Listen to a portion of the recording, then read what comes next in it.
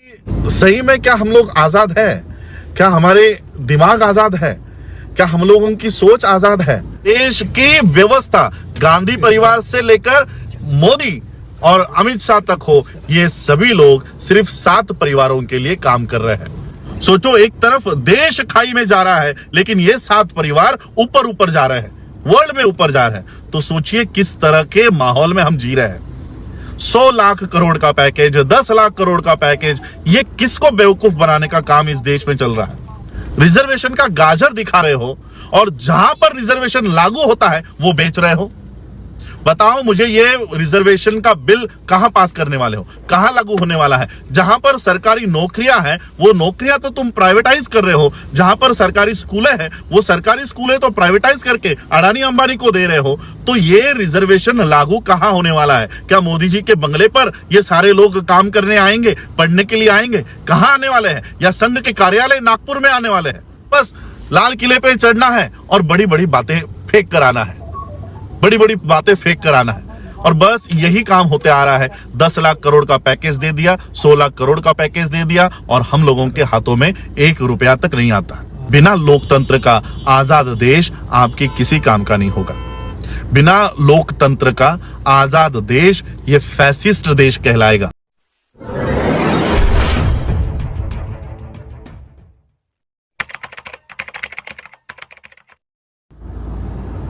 जय भीम, नमो बुद्धाय।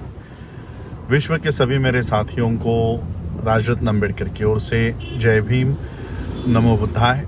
आज 15 अगस्त 2021, आज भारत के आज़ादी का 75वें साल में हम पदार्पण कर रहे हैं। आज के दिन की मंगल कामना देनी चाहिए या नहीं देनी चाहिए, ये कुछ मुद्दे में जो रखूंगा उसके ऊपर आप लोग तय कीजिएगा। लेकिन फिर भी मैं जिन जिन महापुरुषों ने हमारे आज़ादी के लिए अपना बलिदान दिया है, इस देश के मिट्टी की आज़ादी के लिए अपना लहू बहाया है, उनके कुर्बानी के लिए, उनके याद में मैं उन्होंने जो त्याग दिया, त्याग किया, बलिदान किया, उनके बलिदान को नमन करता हूं।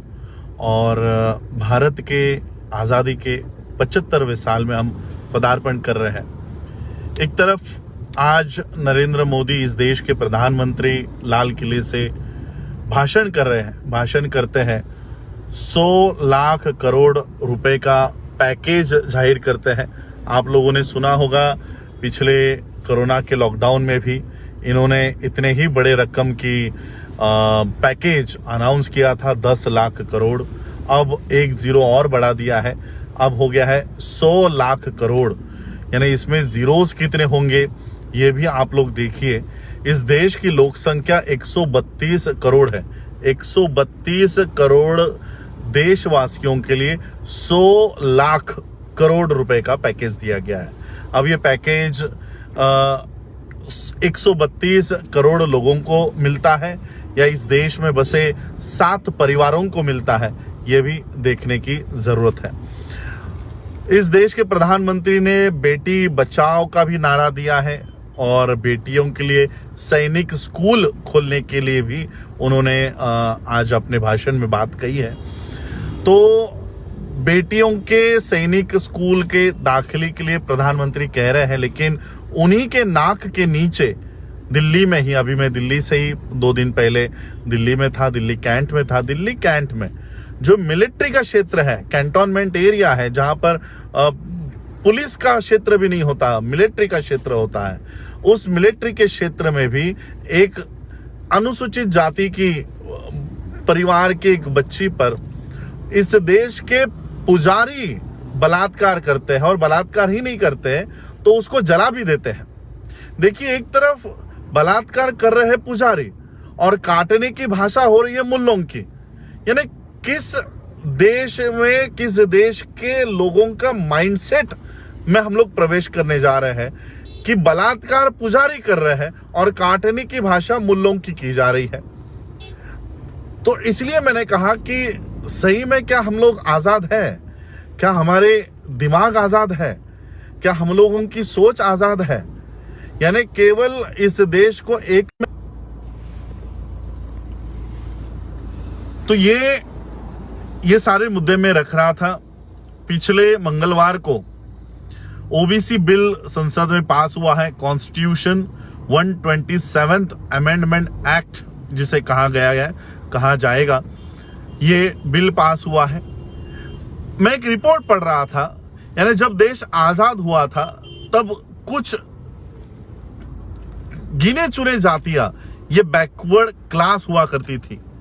कुछ गिनी चुनी जातियों को बैकवर्ड यानी पिछड़ा ये उनको उपाधि दी गई थी। और आज जब मैं ये न्यूज पढ़ रहा था तो इस देश के 75% लोग, 75% लोग अब बैकवर्ड के लिस्ट में आ चुके हैं।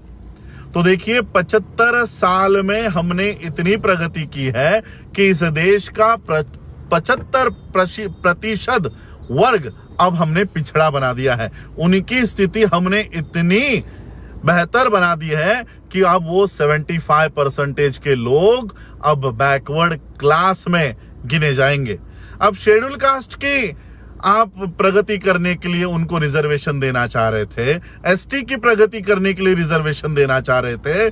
यहां महाराष्ट्र में वॉरियर कास्ट हुआ करती थी, जिनके पास 100 एकड़ जमीन हुआ करती थी, जिनके खेत हुआ करते थे। महाराष्ट्र जैसा राज्य आज तक उन्हीं के हाथों में है, सीएम उन्हीं के हैं। अब वो भी रिजर्वेशन मांगने के लिए रास्तों के ऊपर आ चुके हैं। ये है 75 सालों की प्रगति। इस प्रगति में गांधी परिवार भी उतना ही हिस्सेदार है जितना इस देश का फिलहाल अभी मौजूदा प्रधानमंत्री।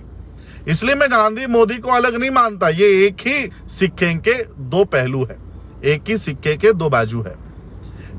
मैं आप लोगों को यही बताना चाह रहा हूं, 75 इयर्स का ऑडिट इस देश के लोगों को करना चाहिए। 1947 में जब इस देश की तिजोरी में कुछ भी नहीं था और आज 2021 में हमारी परिस्थिति में कितना बदलाव हुआ है। जो वॉरियर क्लास हुआ करते थे आज वो बैकवर्ड्स के लिस्ट में आने के लिए झगड़ा कर रहे हैं। पिछले 5 सालों से मराठा कम्युनिटी रास्तों के ऊपर 1-1, 2-2 लाख के संख्या में उतर कर ये मांग कर रही है कि हमको बैकवर्ड का दर्जा दिया जाए। इससे इस देश की शोकांतिका और क्या हो सकती है।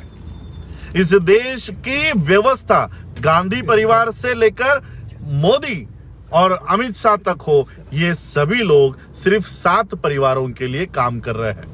इस देश की आजादी जो हुई, ब्रिटिशर्स चले गए और इन 7 परिवारों के लिए एक गवर्नमेंट को ये सारी ताकतें देकर गए। टाटा, बिरला, अंबानी, अडानी, ये सारे आज इस देश का जीडीपी जब -23 पर जा रहा है, तब ये फैमिलीज वर्ल्ड की सबसे अमीर फैमिलीज बन रही है। सोचो, एक तरफ देश खाई में जा रहा है लेकिन ये 7 परिवार ऊपर जा रहे हैं, वर्ल्ड में ऊपर जा रहे हैं। तो सोचिए किस तरह के माहौल में हम जी रहे हैं। 100 लाख करोड़ का पैकेज, 10 लाख करोड़ का पैकेज, ये किसको बेवकूफ बनाने का काम इस देश में चल रहा है। और इसलिए हम लोग ये आज सिर्फ भावनिक आधार पर कि हाँ 15 अगस्त आ गया, 26 जनवरी आ गया और हाथ में तिरंगा लेकर हम रास्तों के ऊपर आ रहे हैं। हमारी बच्चियों को बलात्कार किया जा रहा है, हमारी नौकरियां खत्म हो रही है, हमारे साधन संसाधन कम होते जा रहे हैं। ये सब भी हम लोगों को खुद, मुझे मेरी बातों को जाति एंगल से, धर्म एंगल से मत देखो। अगर मेरी बातों में कहीं पर भी गलत इंफॉर्मेशन है या कहीं पर भी मैं झूठ बता रहा हूं तो उसका खंडन कीजिए। हाँ, ये बाबा साहब के परिवार का है इसलिए मोदी के खिलाफ ही बात करेगा, ये गांधी के खिलाफ ही बात करेगा, इस भावना से मेरी बात को मत सुनिए। मैं इंटेलेक्चुअल लोगों से कहना चाहूंगा कि इसके ऊपर आप लोग विचार कीजिए, डिबेट कीजिए। आज आप लोग कह रहे हो कि ओबीसी को रिजर्वेशन देंगे। अब 127th अमेंडमेंट बिल आप लोगों ने पास कर लिया। 2 दिन पहले पार्लियामेंट में यह सवाल पूछा गया, क्या रिजर्वेशन प्राइवेटाइज सेक्टर में लागू होगा? पार्लियामेंट ने जवाब दिया है कि रिजर्वेशन प्राइवेट सेक्टर में लागू नहीं होगा। एक तरफ आप ओबीसी को और बाकी के जातियां जो रिजर्वेशंस के लिए लड़ रही है उनको रिजर्वेशन का गाजर दिखा रहे हो, और जहां पर रिजर्वेशन लागू होता है वो बेच रहे हो।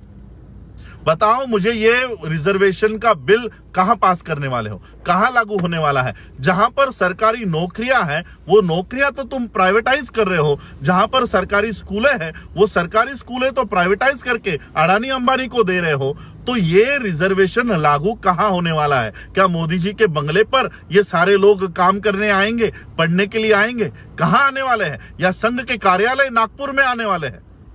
और इसलिए ये रिजर्वेशन का बिल पास तो कर रहे हैं, लेकिन इसका इंप्लीमेंटेशन जब होगा तब ये सीटें कहां दोगे आप? तब ये सीटें कहां लाओगे? और इसलिए हम लोगों को ये बात भी सोचना है कि किस तरह से ये हम लोगों को बेवकूफ बना रहा है और किस तरह से ये इस देश में हम लोगों को जैसे ही इलेक्शंस आती है, जैसे ही 15 अगस्त आती है, बस लाल किले पे चढ़ना है और बड़ी बड़ी बातें फेंक कर आना है, बड़ी बड़ी बातें फेंक कर आना है।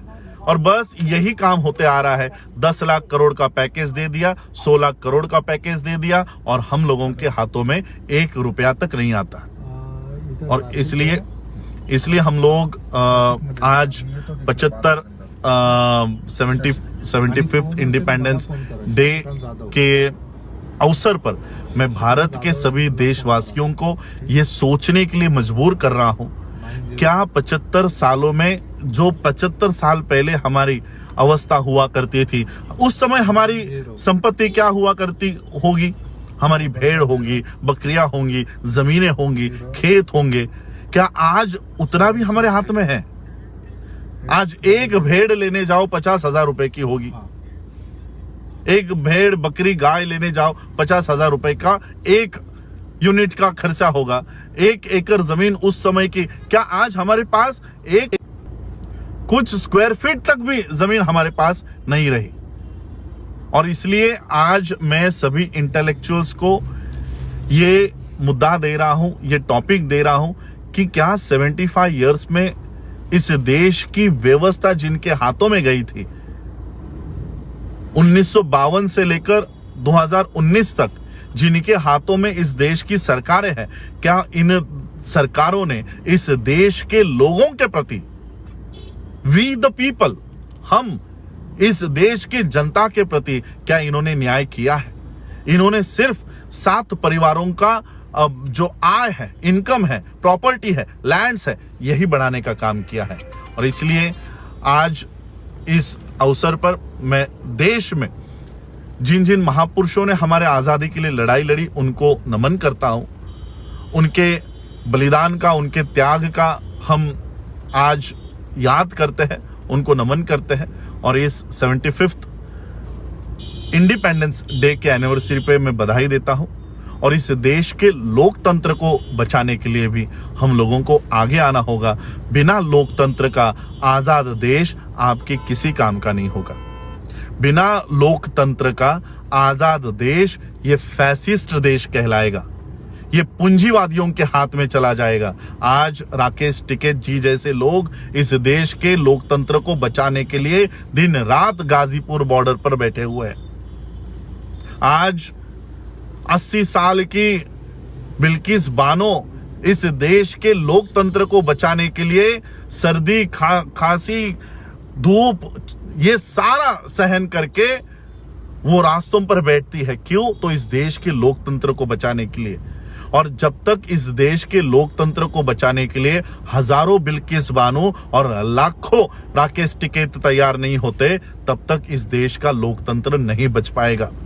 इसलिए इस देश के लोकतंत्र को बचाने वाले लोगों का होना जरूरी है, आवश्यकता है। यही मैं कहूंगा। आज आप लोगों ने मुझे सुना, उसके लिए आभार। जाते जाते फिर से आप लोगों को भारत देश के 75वें आजादी के एनिवर्सरी के ढेर सारी मंगल कामनाएं। धन्यवाद। जय भीम, जय भारत, जय बुद्ध।